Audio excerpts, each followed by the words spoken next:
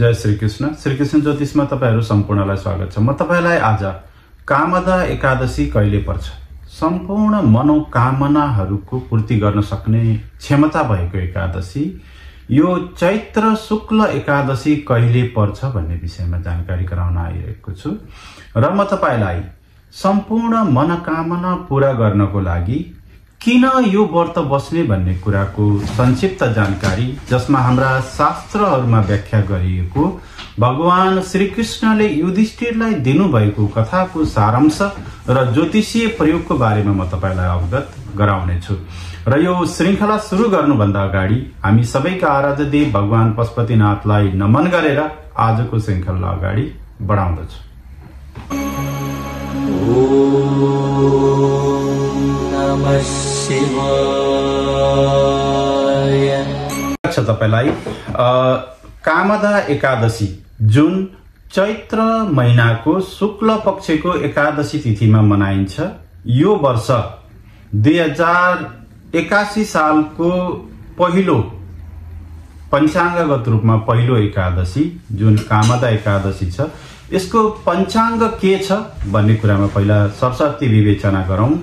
यो चैत्र 26 गते 2081 सालको दिन पर्दछ र यो मंगलबारको दिन पर्न गइरहेकोले यसलाई मंगलबारे एकादशी पनि भनिन्छ। कामदा एकादशी मंगलबार पर्नु आफैमा अति नै महत्त्वपूर्ण छ। एकादशी पर्व मंगलबार पर्यो भने ग्रन्थीजन्य समस्या, जति पनि रोग आरोग्यसँग सम्बन्धित समस्याहरू, सम्पत्ति विवादका कुराहरू, चिठी पत्रहरू सजिलो तरिकाबाट नआउने या चिठी पत्रहरू बल्झेका समस्याहरू समाधान गर्नको लागि मंगलबार एकादशी अति नै महत्त्वपूर्ण हुन्छ। र त्यस दिनको पञ्चाङ्गलाई सरस्वती मूल्याङ्कन गर्ने हो भने पहिला नेपालको परिप्रेक्ष्यमा जाउँ। नेपालको परिप्रेक्ष्यमा यो एकादशी 25 चैत्रकै दिन 8:15 बेलुका सुरु हुन्छ र यो भोलिपल्ट 9:27 सम्म बेलुका रहन्छ। भनेको मतलब 26 चैत्रको दिन सायं 9:27 सम्म हामी सम्पूर्णले एकादशी तिथि नेपालको परिप्रेक्ष्यमा देख्नेछौं। मंगलबार भइहाल्यो, मंगलबारका स्वामी गणेशजी हुनुहुन्छ। त्यस्तै गरी त्यस दिनको नक्षत्र परेको छ आश्लेष नक्षत्र र यो नक्षत्रका स्वामी हुनुहुन्छ बुध ग्रह। त्यो दिन सूर्ययोग परेको छ, सूर्ययोगको स्वामी हुनुहुन्छ गुरु बृहस्पति। वणिज करण परेको छ र वणिज करण भनेको शुक्रको नक्षत्र हो। बुध, शुक्र, मंगल, त्यस्तै गरी चाहिँ बुध ग्रहको चाहिँ जुन यो तिथिगत प्रभाव छ त्यो दिन हामीले यस क्षेत्रमा अनुभव गर्न सक्नेछौं।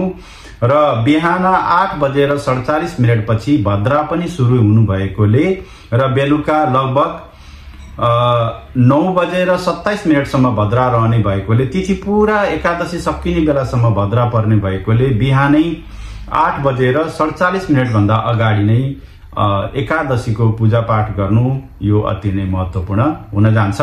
त्यसै गरी अस्ट्रेलिया तिथिको लागि पनि हामी सम्पूर्णले हेर्नुपर्ने कुरा भनेको अस्ट्रेलियामा अब राति भनेको 8 गते 7 गतेको राति अथवा चाहिँ 8 गतेको प्रारम्भ हुँदै गर्दाखेरि 12:30 एकादशी प्रारम्भ हुन्छ भने यो भोलिपल्ट 8 गते राति पूरा भइकन भोलिपल्ट अथवा चाहिँ 8 गते रातिको 1:42 एकादशी तिथि समापन हुन्छ र यो पूरा दिन एकादशी तिथि रहन्छ। मंगलबारको दिन भयो र त्यो दिन पनि यहाँ अश्लेषा नक्षत्र पर्छ, योग सूर्ययोग नै रहन्छ। करण वणिज करण 1:02 सकिन्छ र त्यसपछि भने अस्ट्रेलियामा पनि भद्रा सुरु हुन्छ र यो 1:02 सम्म पूजा गर्ने समय जुन हाम्रो भगवान विष्णुको पद्मचरण कमलमा स्तोत्र, विष्णु सहस्त्रनाम, विष्णु मन्त्रहरू, ओम नमो भगवते वासुदेवायका सम्पूर्ण स्तोत्र पाठहरू, विष्णु सहस्त्रनाम, शान्तकारम, भुजगशयनम, पद्मनाभम, सुरेशम, यो जुन छन्दहरू छ यो हामी सबैले भगवान विष्णुको चरणमा अर्पण गरेर हामीमा भएको काम मंगलबारे एकादशी पर्यो भने मैले भने चिठी पत्र अड्केको छ, जग्गा जमिनको कागजात अड्केको छ, तपाईलाई ग्रन्थि जन्य समस्या छ, दिदी भाइको झगडा भयंकर भइरहेको छ, समस्या परिरहेको छ भने यो एकादशीले तपाईलाई यी सम्पूर्ण चीजबीजहरुबाट अगाडि लिएर जान सक्छ। र शास्त्रको मतमा भनेको राक्षस अवतार पर्नु भन्ने कथा छ, जसमा म तपाईलाई यहाँ छोटो अवगत पनि गराइहाले। राक्षस अवतारबाट उन्मूलन हुनु, जुन चाहिँ ललित राजाको कार्य क्षेत्रमा व्यस्त हुनुहुन्छ, राजाको मञ्चमा गीत गाउने, नृत्य प्रस्तुत गर्ने एक विशेष कला, ललित कला, हस्तकला, चित्रकला, ललित कला जुन छ, यो कला प्रस्तुत गर्ने व्यक्ति हुनुहुन्छ ललित। तर उहाँको यो सम्भावनालाई उहाँले चुक्नु भएको कारणले गर्दाखेरि जुन उहाँको राक्षस अवतार छ, यो अवतारलाई निर्मूल भएको कथा म यहाँ भगवान श्री कृष्ण र युधिष्ठिर बीचको संवादबाट तपाईलाई अवगत गराउँदछु। र जसै भगवान श्री कृष्णलाई युधिष्ठिर प्रश्न गर्नुहुन्छ, भगवान श्री कृष्ण र युधिष्ठिर बीचको संवाद चलिरहेको छ, सम्पूर्ण एकादशीको महिमाहरू म तपाईलाई बताइरहेको छु।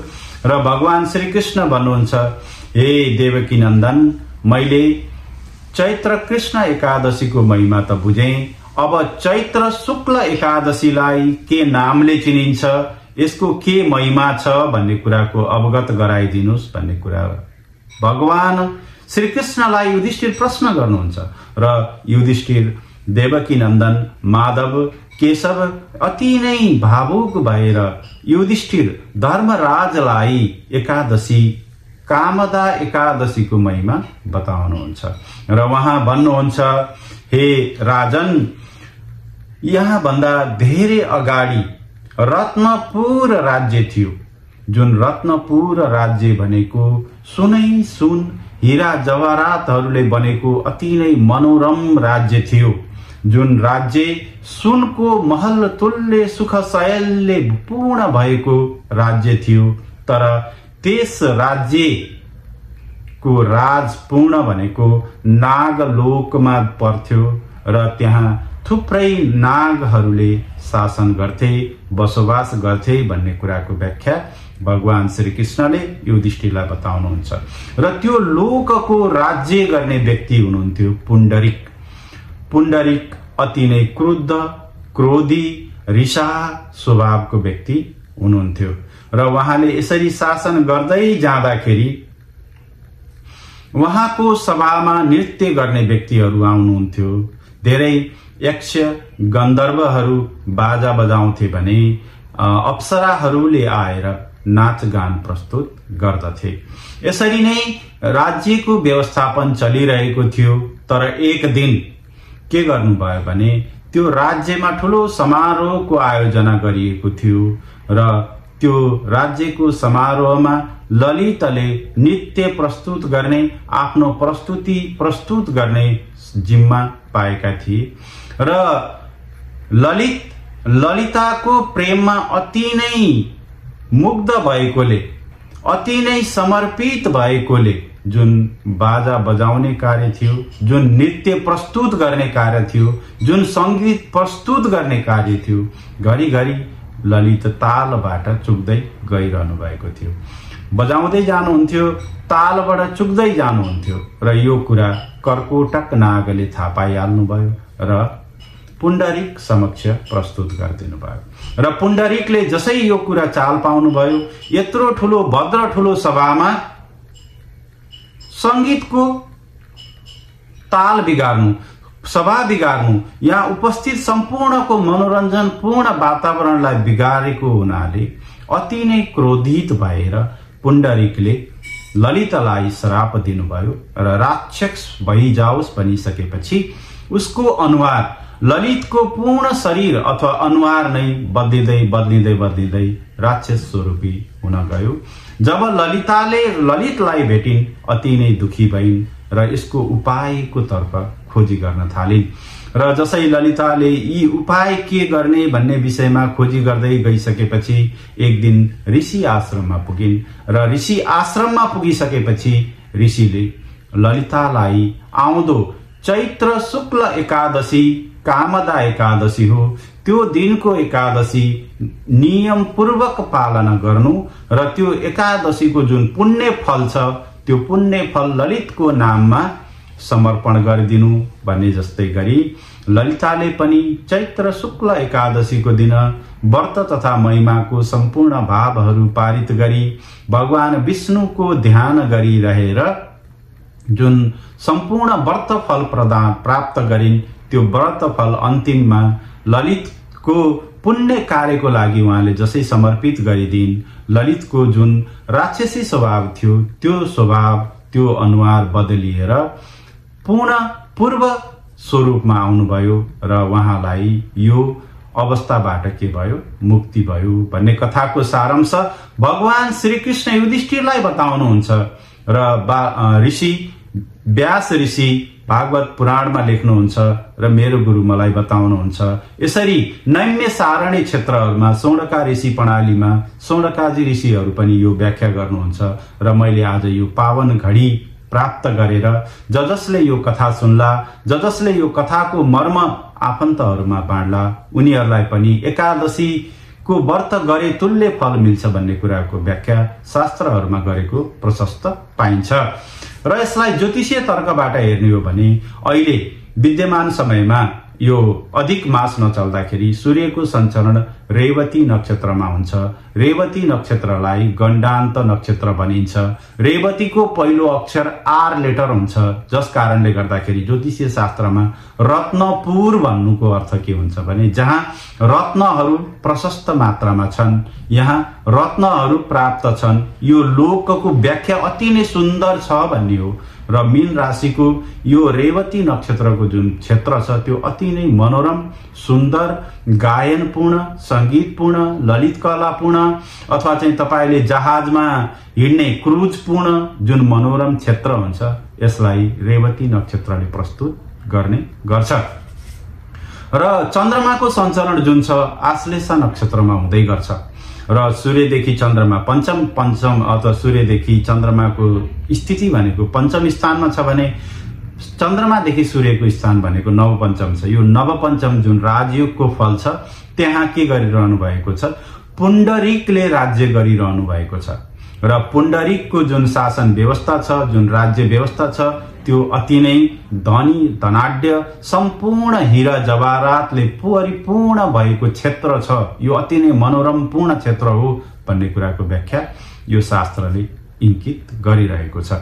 र ललित र ललिता बीचको अगाध माया प्रेम भन्ने छ। मनोरम वातावरण, मनोरम राज्य, रत्नपूर्ण राज्यमा चाहिँ के छ भने ललित र ललित्राको जुन राइमिङ वर्ड छ ल, चुचे चोला, मेष राशिको जुन अक्षरहरू आउँछ ती अक्षरहरू छ र रेवती नक्षत्रमा पनि यो अक्षर आउँछ ल, लु।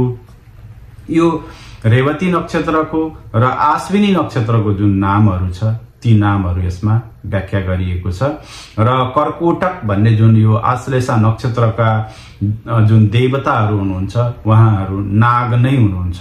यस कारणले गर्दा जुन यो सम्पूर्ण नागलोकको व्याख्या, यो परिवेशको व्याख्या र यहाँ यदि विशेष ग्रहहरू तपाईका छन् भने रेवती नक्षत्रमा विशेष ग्रह छ अथवा चाहिँ तपाईको आश्लेषा नक्षत्रमा विशेष ग्रहहरू छन्, तपाई चैत्र महिनामा जन्मनु भएको छ र तपाई कर्कट राशिको हुनुहुन्छ भने तपाईको आफ्नो व्यक्तिगत फिडब्याक, तपाईको आफ्नो जीवन, तपाईको जीवनमा भएका रत्न प्राप्तिहरू, तपाईको रत्नपुर नाम भएका व्यक्तिहरू र तपाई जहिले जन्मनु भयो त्यहाँ क्रूर र शासकहरूले शासन गरेका चिजबिजहरू तपाईलाई यस्तो लाग्छ भने चाहिँ मेरो भिडियोमा व्याख्या गर्न नभुल्नु होला।